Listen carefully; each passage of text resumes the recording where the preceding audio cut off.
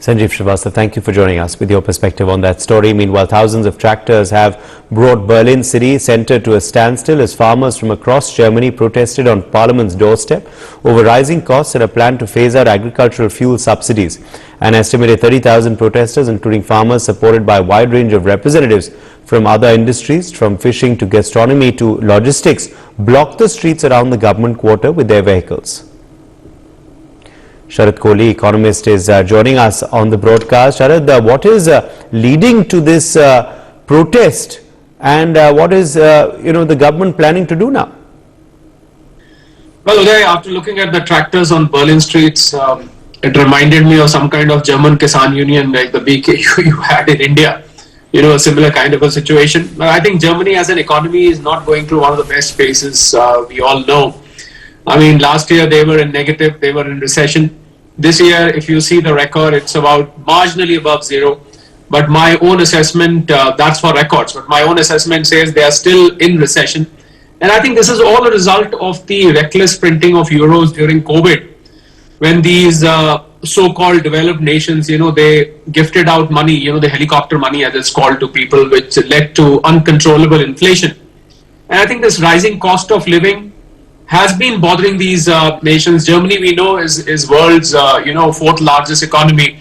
In fact, that is for India. That is the next crossover point where India needs to cross Germany to become fourth largest and eventually third largest. So increased cost of living, removal of subsidies, because the fiscal position of Germany now is such that it cannot afford any more subsidies. I mean, because it's already printed a lot of notes, there is a huge fiscal deficit which Germany cannot afford at this point of time. So this is what has led to the protest. So they are in a situation where the farmers and all the people from other industries, similar industries who are protesting, they are correct in their way, because they have gotten used to the subsidy now and they cannot survive because the costs are so much and they are not getting the price because of global headwinds.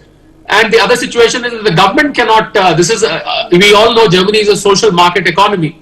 Well, the government cannot afford at this point any more fiscal deficit. So it's a catch-22 situation, and a solution, as if you ask me for the solution, I think it lies somewhere in between. Some part of the subsidy will still have to be left, and of course some part to be withdrawn.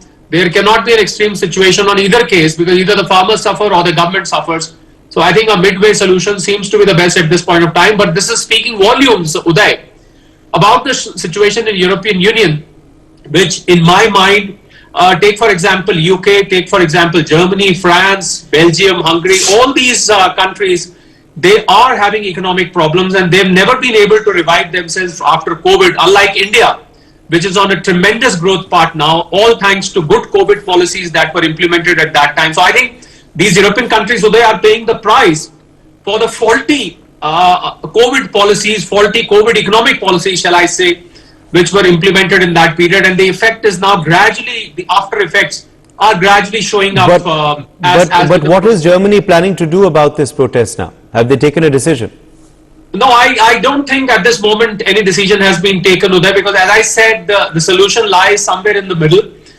They will have to probably relent and let some of the subsidies continue. At the same time, some subsidies would have to be withdrawn also, because as I said, the fiscal position of Germany does not, I'm putting it in inverted commas, fiscal position does not permit all the subsidies which the farmers and related industries, agri-industries are enjoying right now. They cannot afford to continue with that.